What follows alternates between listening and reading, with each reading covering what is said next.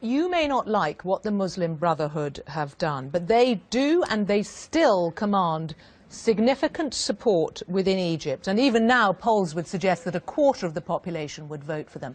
11 million people voted for the constitution that you effectively want to change. It didn't end up being introduced. But they have huge support in Egypt. You cannot exclude those people. Well, perhaps you exaggerate when you say huge support in Egypt. You have seen the huge support in the streets for deposing former President Morsi. You have seen the millions of people in the streets. Why do you ignore such a major crowd that has never been seen in Egypt or anywhere else? So how can you determine that a huge support? Yes, indeed, in the last elections, presidential or parliamentary, they had this support, in particular in the parliamentary elections. But things have changed. Musa, things have changed. The people are angry and the people reject, as they rejected their rule.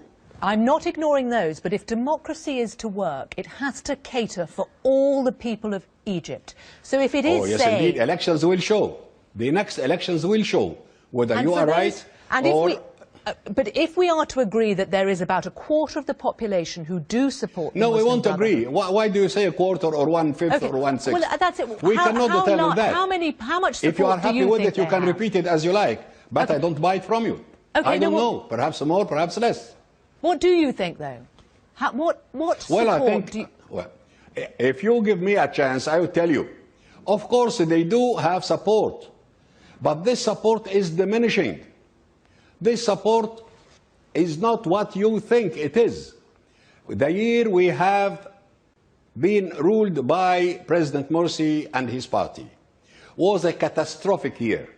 That's why we Egyptians are angry. We Egyptians asked ourselves a basic question before the 30th of June.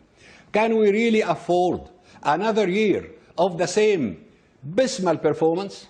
Can Egypt afford another year with this very poor, meager results?